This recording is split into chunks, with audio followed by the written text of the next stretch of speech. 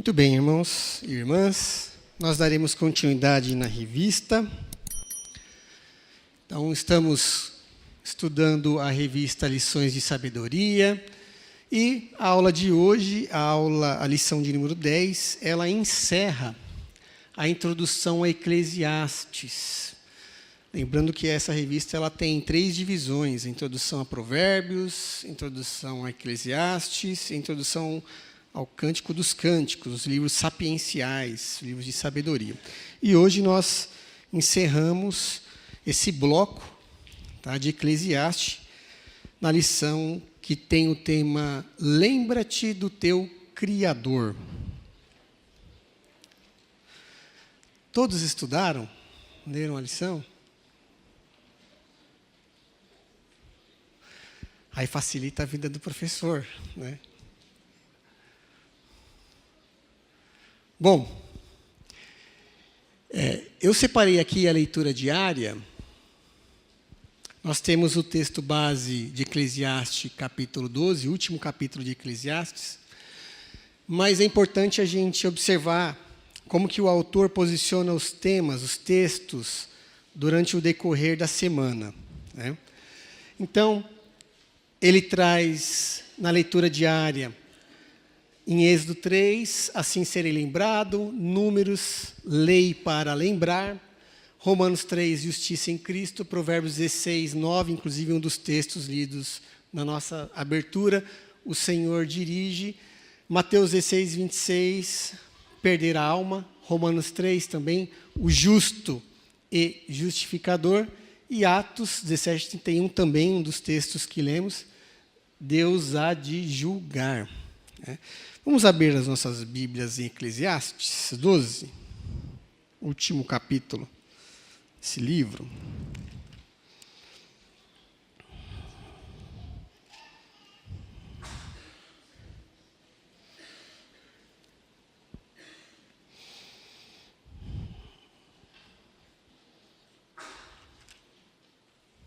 Leremos os 14 versículos, e aí eu sugiro uma dinâmica aqui. Cada irmão, cada irmã que sentir o desejo, leia um versículo, tá bom? Lembra-te do teu Criador nos dias da tua mocidade, antes que venham os maus dias e cheguem os anos, dos quais dirás, não tenho neles prazer.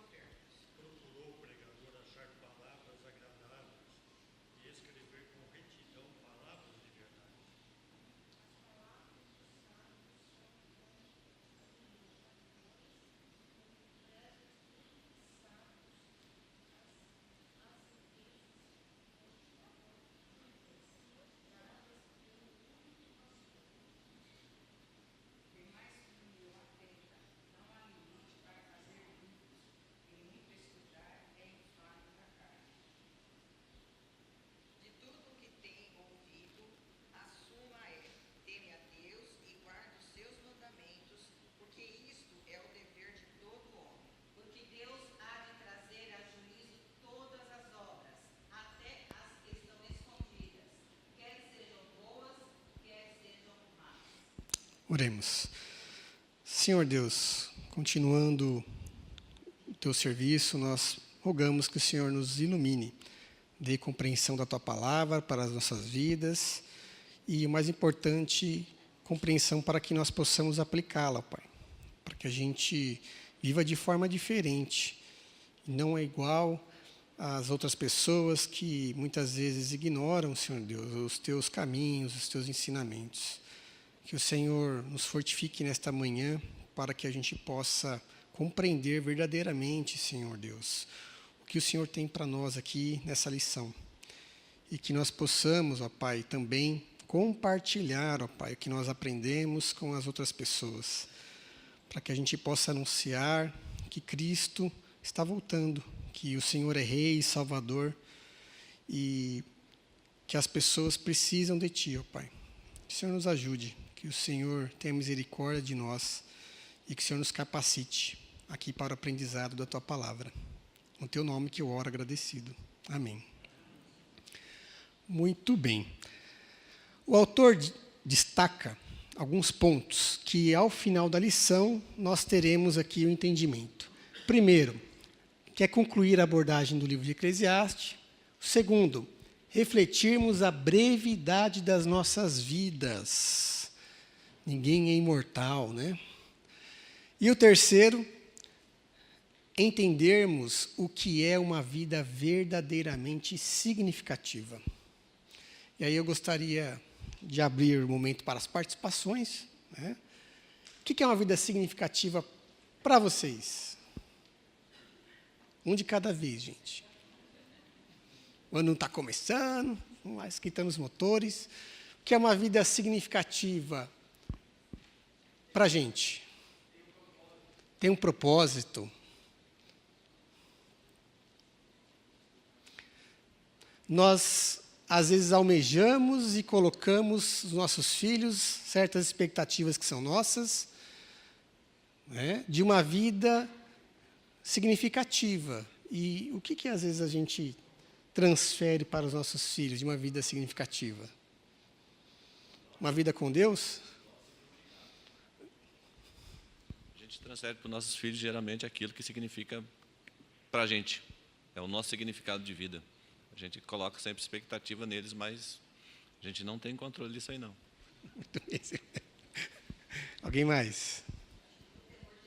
Acho que é muito significativo para nós, quanto cristãos, né? Temor, respeito, confiança, deixar a nossa vida no controle dele. Isso é vida significativa. Alguém mais? O que é uma vida significativa para a gente? Servos e servas do Senhor Jesus. É isso que a lição vai abordar.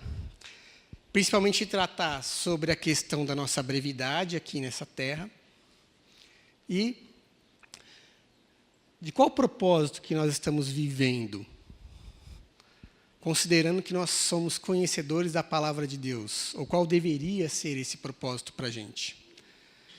E aí o autor, ele cria uma dinâmica na revista, uma estrutura da lição, e ele divide em 3 blocos. Primeiro, ele vai falar de uma ordem necessária. O segundo bloco, uma velhice difícil. E aí teremos alguns pontos, 4 pontos dentro desse segundo bloco. E o terceiro e último bloco é o resumo da ópera, né? A suma de todas as coisas. Até aqui tudo bem? Sim? Bom, os irmãos conseguem ler ali?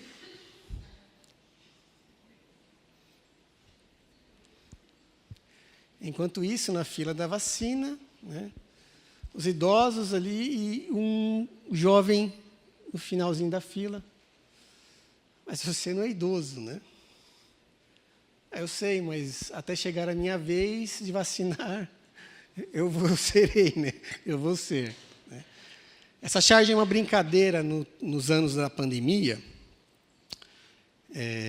relacionada à prestação de serviço para a população. Mas aqui, por que eu separei essa charge, né?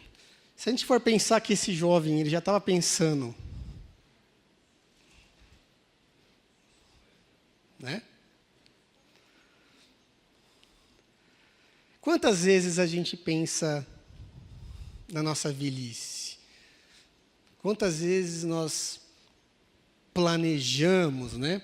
E é isso que eu ia comentar com vocês aqui na introdução. A gente planeja muitas coisas para as nossas vidas. Muitas coisas. Ou não? Sim. É. Menos a velhice. Pouco se fala, pouco se fomenta, pouco se preocupa-se com a questão do nosso envelhecimento. E aqui, meus irmãos, eu não estou dizendo exatamente só pela questão, às vezes, de planejamento da vida, né? Da vida financeira, a questão dos bens. Não é isso. Aqui é a questão da nossa espiritualidade. Quando nós falamos de velhice, quando nós falamos da nossa posteridade, quando nós falamos dos nossos últimos dias, quantas vezes nós lembramos que também precisamos pensar sobre a nossa vida espiritual nisso? Muitas vezes a gente planeja, ou fala, ou comenta sobre a vida material. Quando se fala. Mas nós, às vezes, deixamos a vida espiritual.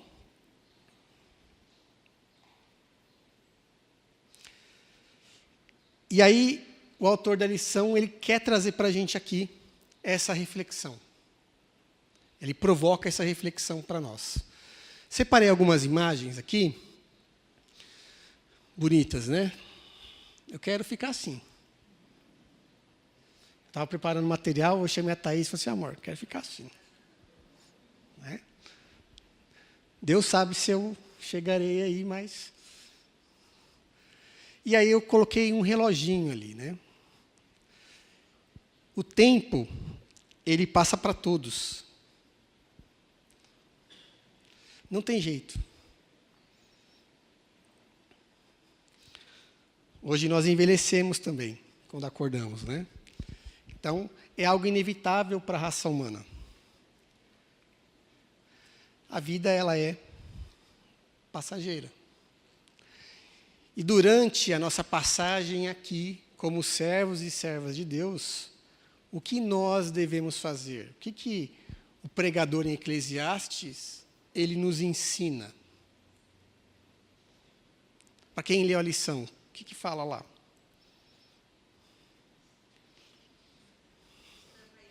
Tudo é vaidade, né? Vaidade, né? Que o tempo passa e a gente se preocupa com tantas coisas, e o mais importante é ter comunhão com Deus, porque tudo é vaidade, né? Tudo é vaidade. Nossa vida, ela é passageira, mas tudo é vaidade. O pregador ainda fala, vaidade de vaidade. Oh, pois não. Certa vez eu vi uma ilustração muito interessante. A pessoa falava sobre esse assunto e ela comparou a vida com uma corda sem fim. Então ele dizia que nós passamos um período da nossa vida lutando, trabalhando e planejando, mas é um pedacinho muito curto daquela corda. Pedacinho que mais ou menos de um palmo, é toda a nossa vida terrena aqui, todas essas lutas, essas preocupações, tudo isso que acontece no nosso viver. Mas depois ele começou a puxar aquela corda, e a corda estava atrás de uma cortina grande, e aquela corda não tinha fim, né? Então ele começou a puxar, falou assim, essa aqui é a nossa vida eterna. A gente vai passar aqui um trechinho aqui de um palmo e meio, mas e esse restante que ele puxava não tinha fim mais. Essa é a nossa vida espiritual, que não terá fim, que nós estaremos vivendo com o nosso Deus ou não, né? Então, eu achei muito interessante. E a gente se preocupa muito, né? A gente se mata, a gente tem aquela luta, mas por um período tão curto, e a gente esquece de planejar aquilo que é eterno, onde nós iremos viver por todo sempre, né? Outra questão também abordada pelo autor é a questão das preocupações. O Zé comentou essa questão da preocupação, né? A gente está preocupado com tantas coisas, né? É claro, gente, não estou dizendo aqui que nós temos que ser imprudentes e não nos preocuparmos, não planejarmos, não é isso. Mas dentro das nossas preocupações, dentro dos nossos planejamentos, Cristo precisa ser o centro de tudo. Cristo precisa ser o centro de tudo. E aí, no primeiro ponto, quando o autor fala, no primeiro bloco, quando ele fala da ordem necessária, ele usa algumas metáforas, e nós passamos por essas metáforas durante a leitura. Eu queria reforçá-las com os irmãos aqui. No verso 3, ele traz algumas metáforas. A primeira que ele fala, os guardas da casa. E aí ele está querendo trazer aqui os braços, né? A representação dos braços. Depois ele vai falar das pernas, ele chama as pernas de os homens outrora fortes. E ainda no verso 3, ele traz uma outra metáfora, que é de escurecer dos olhos na janela, a nossa perda de visão. Em outras versões da Bíblia, você encontra os olhos que estão enxergando pelas janelas. E aí, no verso 4, as portas da rua, se refere à nossa audição. Verso 5, o florescer da amendoeira. E aí eu tive que pesquisar como que é o florescer de uma amendoeira. Alguém já viu uma amendoeira florescendo? Não, né? Muito difícil você ver uma amendoeira florescer. As flores da amendoeira são brancas. Uma amendoeira, quando ela está florescida, ela lembra muito um algodão, um pé de algodão carregado. E aí, o pregador, né, Salomão, ele usa também essa metáfora, que são os nossos cabelos grisalhos, que nós vamos ganhando aqui ao longo dos nossos dias. No verso 5 também ele fala, o gafanhoto te for um peso. Está ficando feia a coisa, né, Silvestre? Para por aqui. E aqui, quando ele fala do gafanhoto te for um peso, ele está trazendo uma figura, né, uma metáfora, em que o gafanhoto, conforme ele vai envelhecendo, ele não dá saltos tão mais arriscados. Não pula tão alto. A gente vê essa referência no próprio versículo 5, né, da altura, da altitude. Então, evitamos algumas coisas, né, algumas peripécias, algumas aventuras. No verso 5, ele fala também do prantear na praça. Né, os que rodeiam e pranteiam na praça. E aqui é uma referência que nós teremos mais tristezas do que alegrias. Nós vemos o nosso corpo, que é corruptível, se deteriorando. Ações, atitudes que nós tivemos na mocidade já não são tão convenientes, né? E continuando as metáforas, no versículo 6, ele fala do fio de prata e o copo de ouro. Então, é como se tivesse um lustre, né, uma lâmpada pendurada por um fio de prata, e esse fio de prata ele se rompe. E ao se romper, aquela lâmpada, aquele vaso, né, ele cai e se destrói. Então, ele está querendo dizer aqui sobre a fragilidade. Vou dar uma voltinha aqui.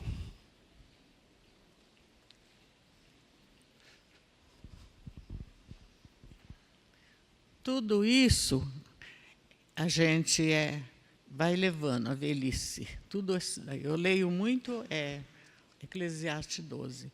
Mas depois que você perde o cônjuge, aí, meu filho, é muito mais difícil, é muito mais difícil. Aí quase a gente fica sem saída mesmo.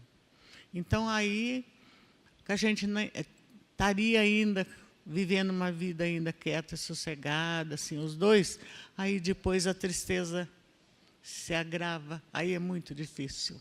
Então, enquanto está os dois, graças a Deus, os dois, a vida ainda na velhice ainda não é tão ruim, porque está os dois ali, tem a ideia, a gente conversa, a gente vai vivendo uma vida boa, mas depois já não tem mais graça nenhuma. Sim.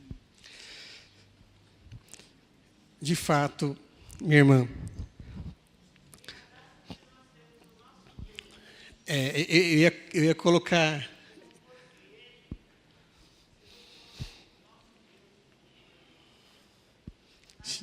Sim.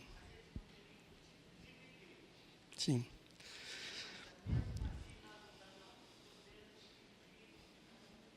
Sim. O cristão não deve isso, né? Não deve fazer isso.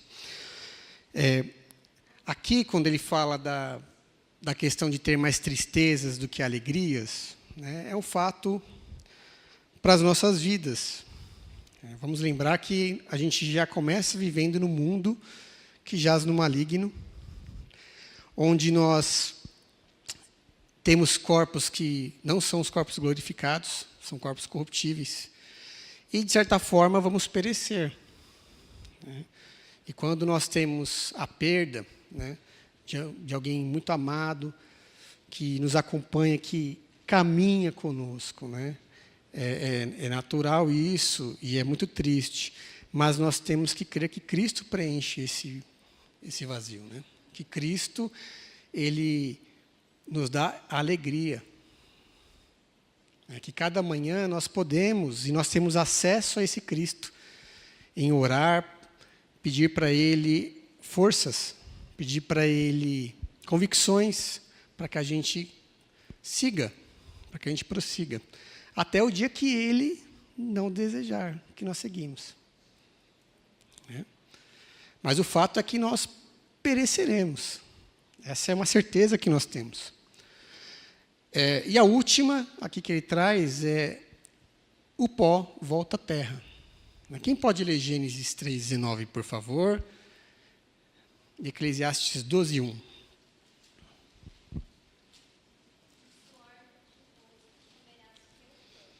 Até que se tornes a terra, pois dela foste formado, porque tu és pó, e ao pó tornarás. Tu és pó, e ao pó tornarás. Eclesiastes 12:1. Lembra do teu Criador nos dias da tua mocidade, antes que venham os maus dias, e cheguem os anos dos quais dirás, não tenho neles prazer. Muito bem. E essa lembrança de Salomão, ela vale desde o começo da nossa mocidade, né? Já que ao pó nós voltaremos, retornaremos. Lembra-te nos teus melhores dias, lembra-te enquanto você tiver vigor, enquanto você tiver disposição, onde as suas energias serão mais intensas, você terá mais vigor. Então, lembra-te do teu Criador.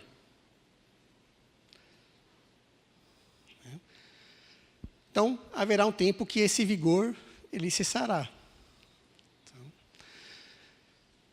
Aqui, irmãos, há uma ordem, há um imperativo para nós. Esse imperativo, ele nos convida a sempre lembrarmos. Mas não é uma lembrança qualquer. Não é aquela lembrança de que, nossa, eu esqueci o leite no fogão, né? E aí, quando eu fui olhar, já estornou. Ou eu lembrar que eu tenho que pagar uma conta. Ou eu lembrar de que eu esqueci algo no carro e preciso buscar. Não é esse o lembrar aqui. Salomão, quando ele usa esse imperativo, ele usa a palavra lembrar, ele está querendo dizer para a gente que não é somente uma recordação mental. Não é apenas uma lembrança. Mas uma lembrança que ela considera tudo que Deus fez por nós, até aqui. Então, quando ele fala, lembra-te do Senhor, teu Deus, lembra de tudo que Ele fez por você, durante toda a sua vida até aqui. por todos os momentos que você teve dificuldades, né? Orou, rogou ao Senhor, por todos os momentos de alegria também, né? Muitas vezes a gente quer lembrar só das dificuldades, só dos problemas, mas na nossa vida nós também temos momentos de alegria que são proporcionados pelo mesmo Deus. Então, recorda, considerando todas essas coisas que o Criador fez por você. E isso deve ser um hábito. Não deve ser às vezes. Não deve ser só no Réveillon. Não deve ser quando nós passamos pela tribulação e aí nós vamos lembrar de Deus. Não. Lembra do teu Criador durante a tribulação. Ou quando nós estamos bem, está tudo bem, tudo tranquilo. Não precisa orar, não precisa buscar a Deus, não precisa ler a Bíblia. Negativo. Lembra-te do teu Criador. Considere tudo o que Ele fez e que isso seja um hábito para as nossas vidas. Então, o autor da revista, ele traz que a velhice, ela vai trazer para a gente alguns desafios, né? E durante esses desafios, cria o hábito de lembrar do teu Criador. Esperança. Né? Então, seguindo para o próximo ponto. Primeiro, lembra-te. Então, aqui uma ordem para nós. Que na nossa lembrança a gente considere tudo que Deus fez por nós e que isso seja um hábito nas nossas vidas. E o segundo ponto, o autor, esse segundo ponto, meus irmãos, eu confesso que eu não vou me ater tanto nele, mas o autor ele traz aqui duas referências de algumas interpretações sobre o que são os maus dias. Então, ele usa dois comentários bíblicos, um do Walter C. Kaiser Jr. e um do Philip Graham Ryken. São livros que estão disponíveis ali na cultura cristã, podem ser adquiridos, mas aqui eu não devo, dentro da nossa aula, me ater tanto a esses pontos. Por quê? Falo daqui a pouquinho. Tá? Mas ele usa as referências sobre os maus dias. O que são esses maus dias que Salomão se refere? Alguém arrisca? O que são os maus dias? Pode falar, gente.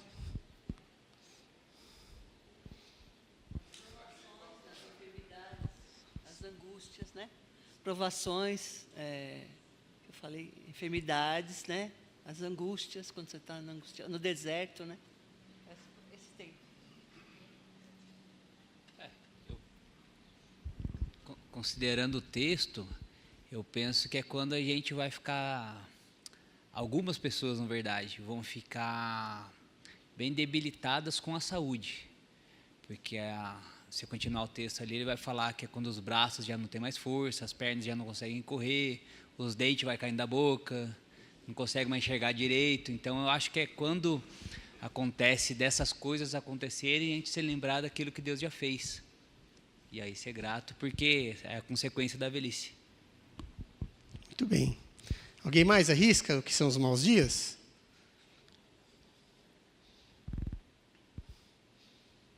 Não? Corpo cansado. Todas essas coisas que muitas vezes a gente enfrenta, né? Às vezes não precisa nem ser velho para ter todas essas coisas. Agora, dia 26 de dezembro, faleceu a minha tia, que morava aqui em Bom Jesus dos Perdões, e ela não era idosa, velha assim, mas a vida toda dela ela teve problemas de saúde, né? E ela faleceu agora, e a gente foi até no velório dia 26, no enterro, né? Teve oportunidade de falar alguma coisa lá durante o velório, e é uma coisa que, quando você se depara lá com o túmulo, fazia muitos anos que eu não ia no cemitério, ainda mais no enterro, né? E quando você vê o túmulo aberto lá, e tinha o lugar dela, e tinha outro já preparado. Então, uma realidade que daqui a pouco terão outros lá. A gente não tem como escapar dessas coisas, né? Então, esses dias maus, a gente não precisa estar velho para estar doente ou para estar enfrentando dificuldades. Muito bem. O autor, ele usa esses comentários bíblicos para trazer 4 pontos, de que são pontos referentes a algumas interpretações bíblicas sobre os maus dias citados por Salomão.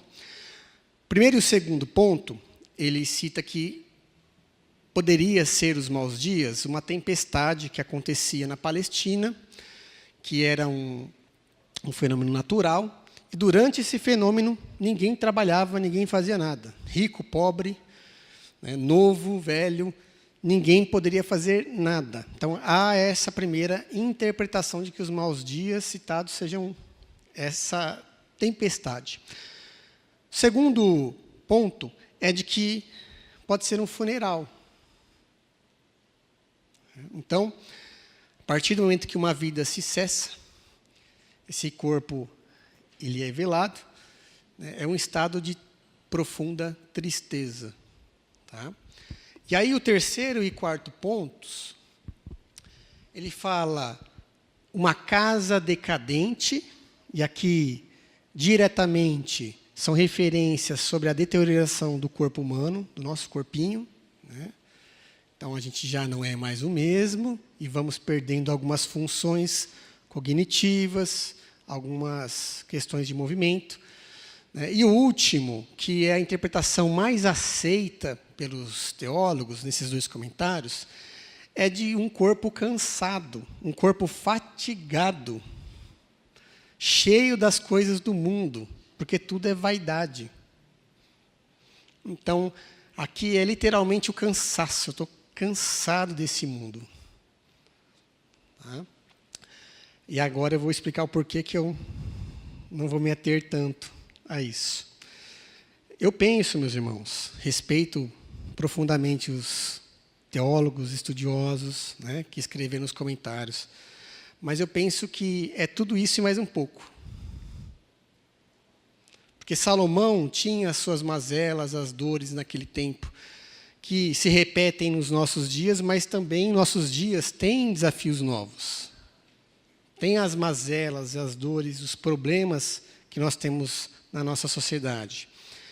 E aqui, para mim, os maus dias, eles englobam não só isso, mas também questões ordinárias da nossa vida.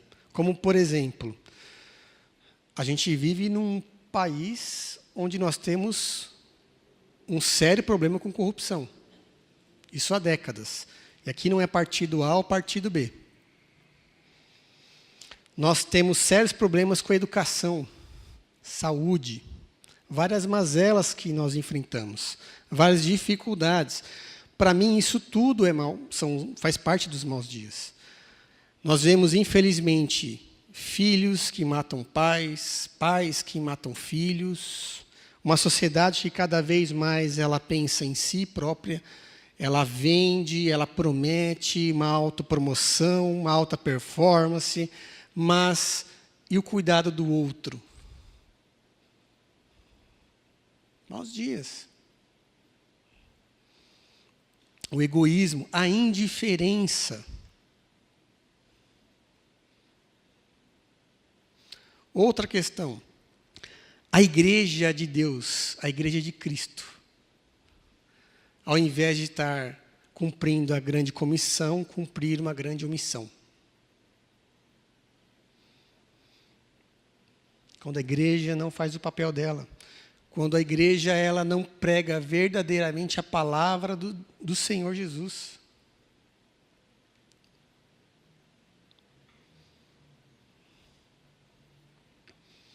Então, para mim, maus dias é isso e mais um pouquinho. Tá? Então, não vamos ficar muito nesse tema aqui, no segundo bloco, porque o terceiro, ele é de grande valia também, que é a suma de tudo. A gente caminha aqui para o final da aula, para o encerramento da aula, e Eclesiastes 12:8 vai dizer lá, vamos ler juntos? Vaidade de vaidade. Diz o pregador, tudo é vaidade. O resumo é de que todas as coisas são vaidade. Mateus 16:26. Vamos ler juntos também? Pois que aproveitará o homem se ganhar o mundo inteiro e perder a sua alma? Ou que dará o homem em troca da sua alma? Nós estamos preocupados e gastando ou investindo as nossas energias em coisas terrenas ou no reino de Deus?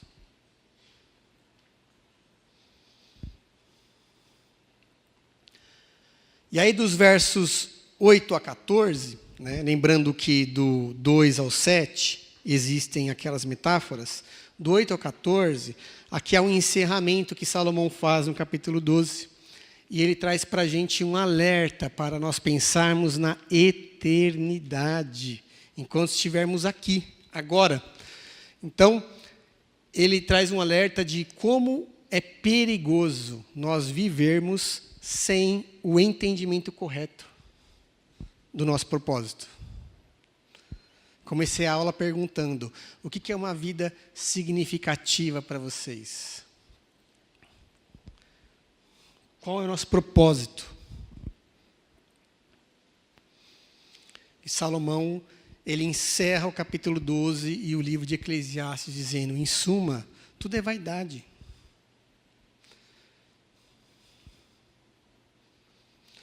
E o mais importante é que a gente busque a Deus.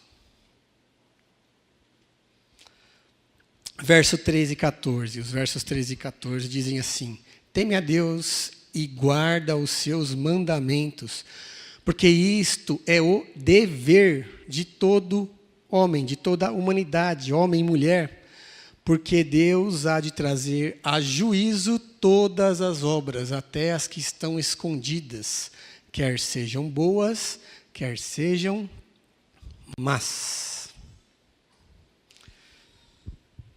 Então, Eclesiastes, um livro de sabedoria, que ele termina, ele conclui, Salomão conclui o livro, nos dando um alerta. Olha, o juízo está próximo. Haverá um juízo.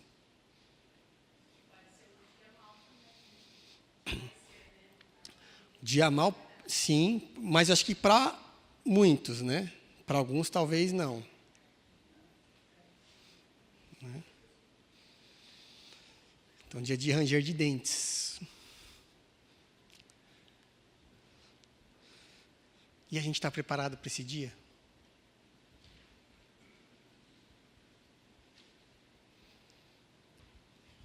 Ou, como nós estamos nos preparando para esse dia?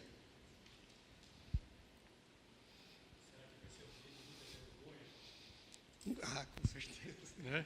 Porque as nossas obras serão reveladas, né?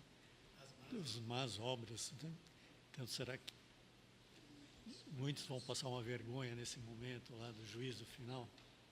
Onde vai estar lá mostrado lá?